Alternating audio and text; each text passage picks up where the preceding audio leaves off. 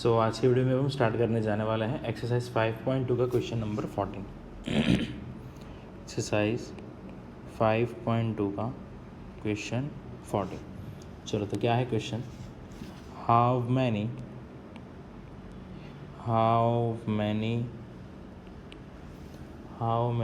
Multiples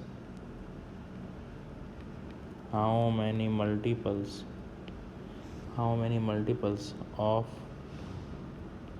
4 lie between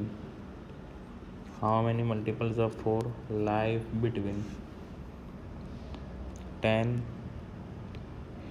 and 250. 10 and 250. So how many multiples of 4 lie between 10 and 250? ठीक है, चलो तो multiple of 4 कहाँ से स्टार्ट होंगे? वो स्टार्ट होंगे 12 से, 16 से, 20 कहाँ तक, अप टू 248 तक। कहाँ तक? अप टू 248 तक।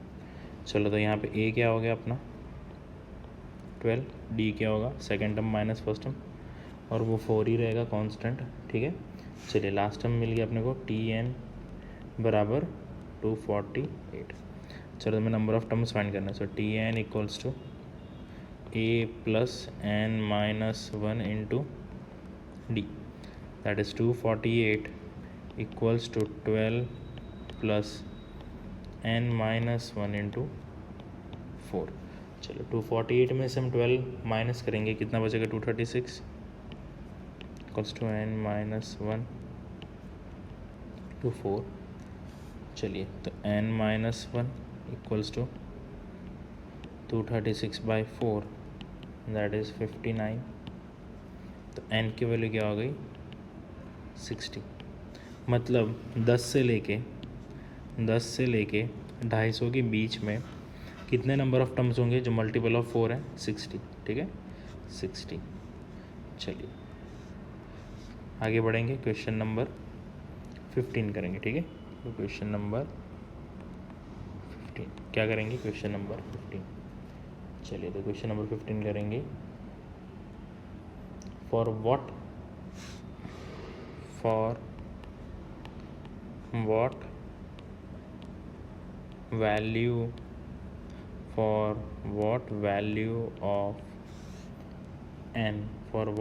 of n are the nth terms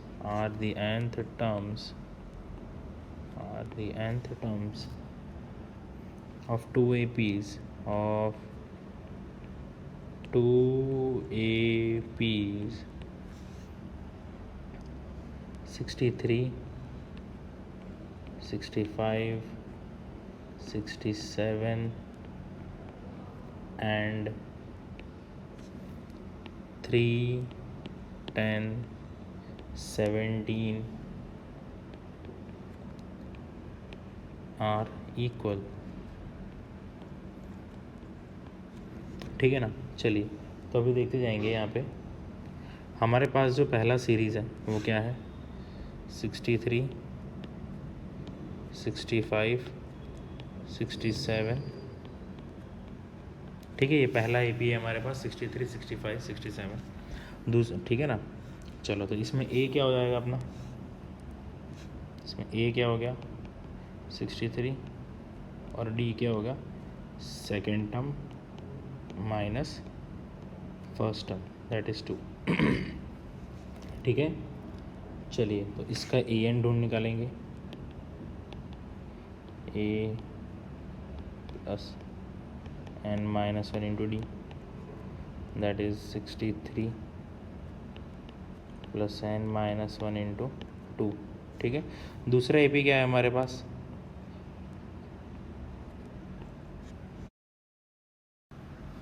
जैसे कि आप देख सकते हैं 63 प्लस एन माइनस 1 इंटू 2। ठीक है ना, चलिए हो गया अभी। और हमारा यहाँ पे एन टर्म तो दिया हुआ नहीं है, तो यहाँ पे हमारा ए एन क्या बन जाएगा,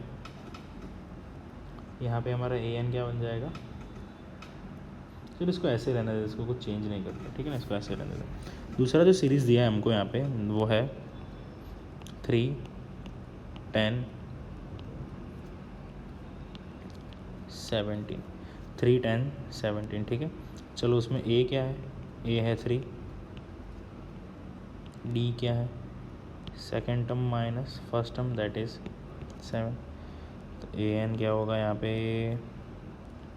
ए plus N minus 1 into D, ठीक है, that is 3 plus N minus 1 into D, D कितना है 7, ठीक है। चलिए अभी हमें कौन सा बोला है, हमें ऐसा बोला है कि कौन सा nth टर्म दोनों का इक्वल होगा। तो मान लेते हैं कि दोनों के nth टर्म्स इक्वल्स हैं, ठीक है, that is 63 plus N minus 1 into 2 बराबर 3 प्लस एन माइनस 1 इंटू 7, ठीक है।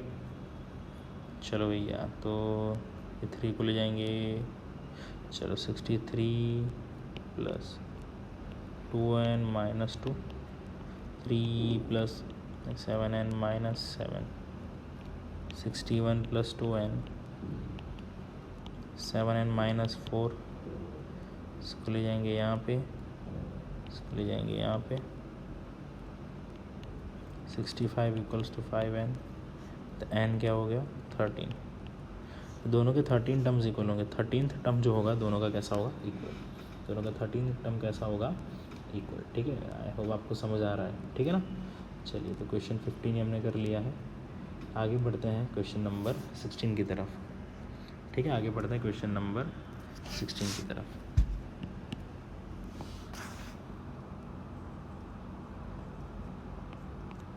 क्या कह रहा है question number 16, determine the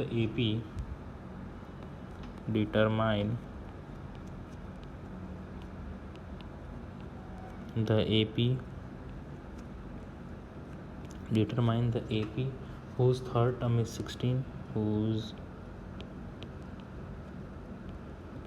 third term is 16, and seventh term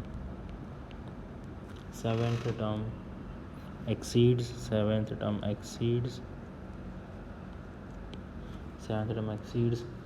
the fifth term, seventh term exceeds the fifth term, seventh term exceeds the fifth term by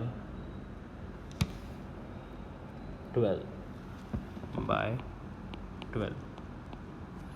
ठीक है। चलिए तो यहाँ पे हम क्या करेंगे, अभी थर्ड टर्म इज़ 16, ठीक है। क्या बोला, third term is 16 and seventh term exceeds the fifth term by 12, चलो थर्ड टर्म को ऐसे लिख सकते हैं, a plus 2d equals to 16, और सेवन्थ टर्म को ऐसा लिख सकते हैं, a plus 6d equals to, fifth term को ऐसा लिख सकते हैं, a plus 4d equal plus 12, ये कट हो गया यहाँ पे, और इसको ले लो यहाँ पे, 2d इक्वल्स टू 12, तो d बराबर 6, अब ये जो d की वैल्यू है, d के लिए रख दो यहाँ पे, है ना। तो a plus 2 into 6 equals to 16, a की वैल्यू क्या हो गई 4, a की वैल्यू क्या हो गई 4। चलो अब सीरीज़ बना देंगे, तो सीरीज़ बनाएंगे, सीरीज़ बनाना तो काफ़ी इजी है।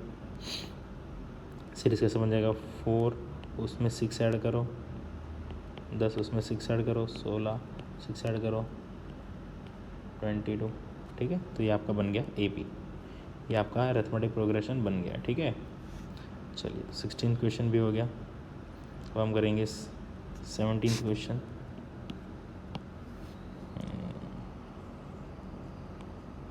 क्वेश्चन नंबर 17 करेंगे, find the 20th term, find 20th term find 20th term from the last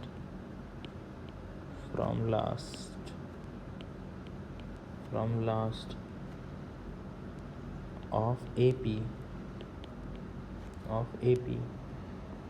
3 8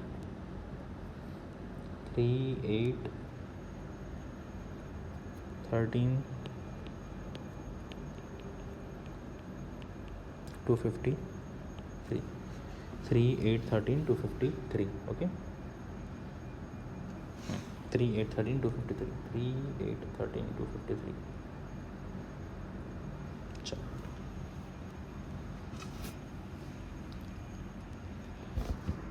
okay 3 8 13 253 चलो अभी यहाँ पे देखेंगे अब हम ए क्या हो गया अपना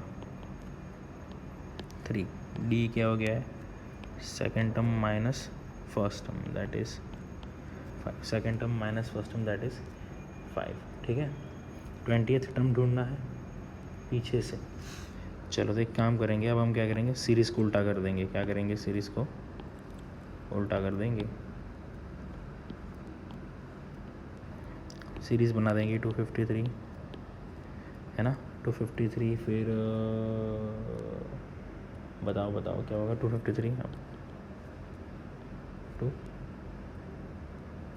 13 8 3 उल्टा सीरीज़ कर दिया। चलो अभी ए कितना हो गया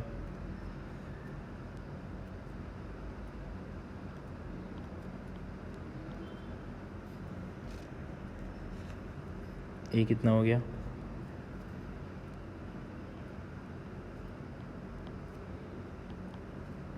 ए कितना हो गया रुक जाओ यहाँ पे टाइप नहीं हो रहा है ए कितना हो गया 253 ए कितना हो गया 253 ठीक है ए हो गया 253। चलो डी क्या होगा कोई अभी डिफरेंस क्या होता है कोई भी दो कंसेक्यूटिव टर्म्स के बीच में होता है ना तो 8 - 13 कर देंगे तो मिल जाएगा -5 तो मुझे डिफरेंस मिल गया -5। अब A20 ढूंढना है A20 को कैसे लिख सकते हैं A + 19D दैट इज़ 253 + 19 × -5 सो 253 19 × -5 कितना होगा -95 क्या होगा -95 दैट इज़ 158 ठीक है क्या होगा 158। चलो तो ये हो गया आंसर हमारा क्वेश्चन नंबर 17। आगे बढ़ते हैं। चलिए अब हम बढ़ेंगे क्वेश्चन नंबर 18 की तरफ ठीक है will start solving question number 18। चलो तो क्या दिया क्वेश्चन नंबर 18 में sum of fourth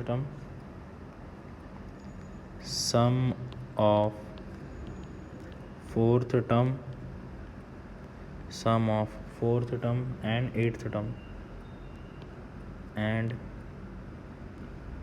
eighth term is 24 and sum of sixth and 10th term is 44. Find first three terms of AP. Find first three terms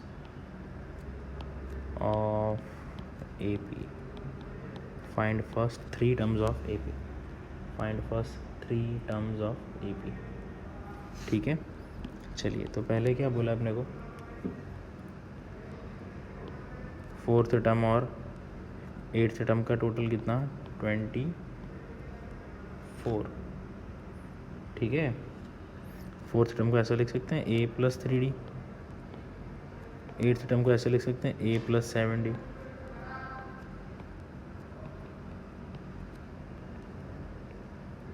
to A + 10d equals to 24, 2 को common निकाल लेंगे, a plus 5d equals to 12, question 1। दूसरा क्या बोला, sum of 6th term and 10th term, sum of 6th term and 10th term is 44, 6th term मतलब a plus 5d plus a plus 9d to 44,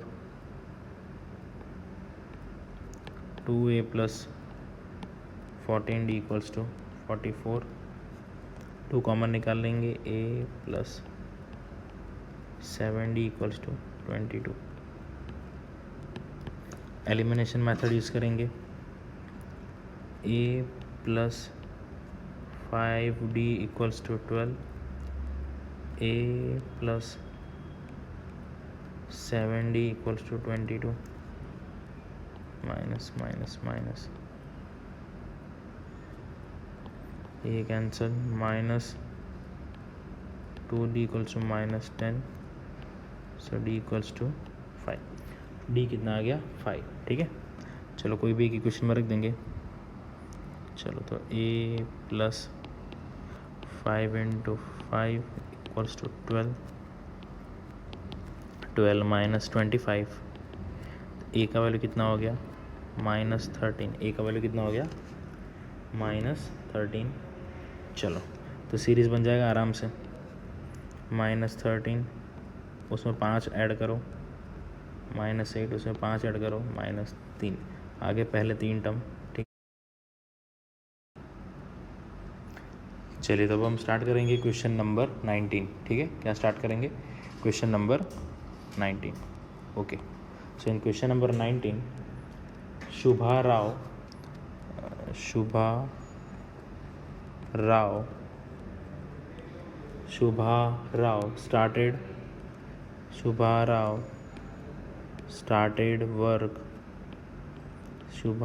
started work in 1995 at an annual salary of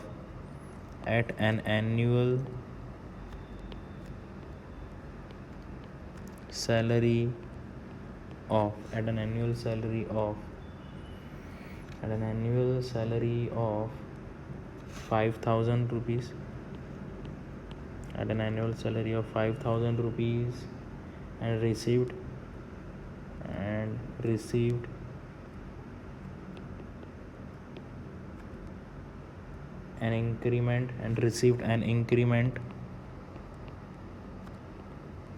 and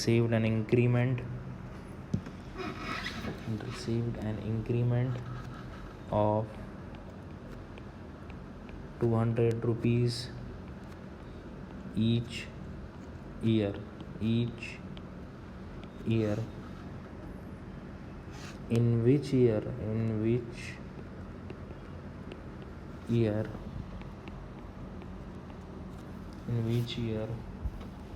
did his salary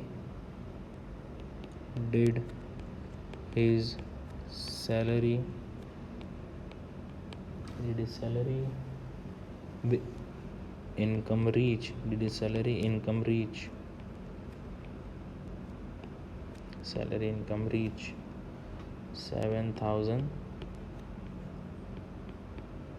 ₹7,000, okay.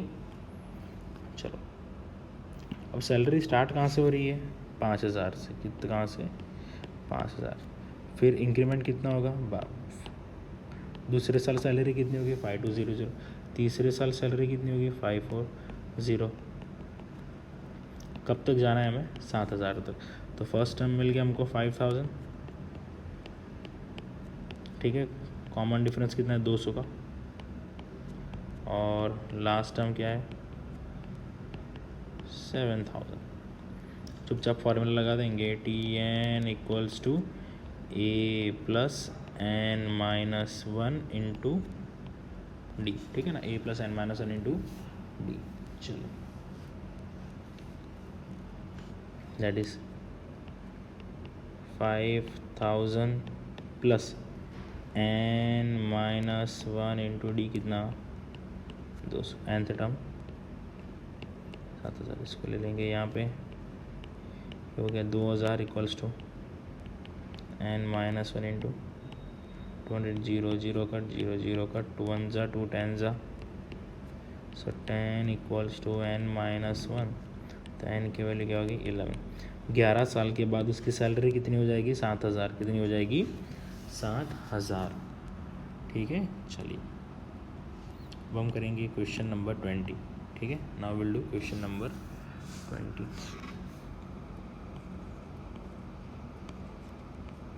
ठीक है, question number 20 करेंगे। क्या है question number 20? Ramkali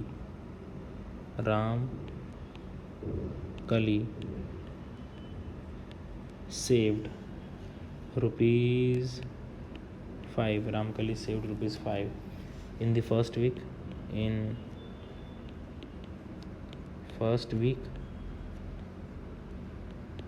okay, Ramkali saved rupees 5 in first week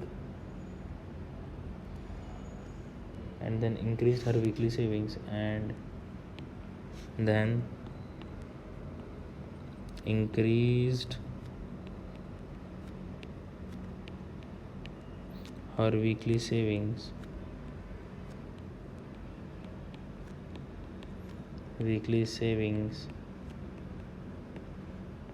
by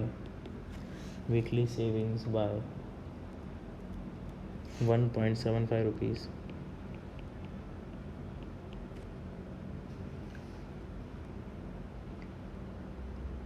If in the nth week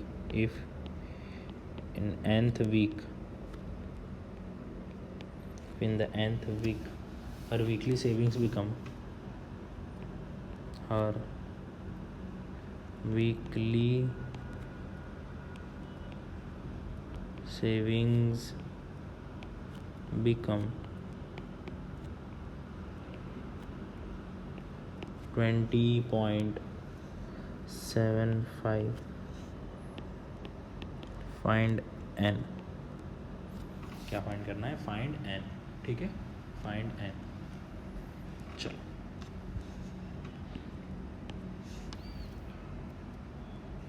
पहले week में कितना save कर रही है 5 रुपये, फिर हर वीक में कितना बढ़ा रही है 1.75 रुपीज़, हर वीक में कितना बढ़ा रही है 1.75 रुपीज़। कॉमन डिफरेंस कितना हो गया 1.75 रुपीज़ का हो गया, तो OP कैसा बन जाएगा 5 है ना, 5 फिर 6.75 अप टू कहाँ तक 20.75 तक। चलो तो TN कितना होगा 20.75 तक। चलो तो n ढूंढना है, तो TN equals to A plus n-1 to D, that is 20.75 equals to 5 plus n-1 into D कितना है 1.75, 5 को ले जाएंगे यहाँ पे तो कितना हो जाएगा 15.75 1 इक्वल्स टू n-1 इंटू 1.75। चलो इसको कट करेंगे, 1.75 1 जा, ये जगह 9 जा, सो 9 बराबर n-1, n की वैल्यू कितनी हो गई 10। 10वें वीक में उसका सेविंग कितना हो जाएगा 20.7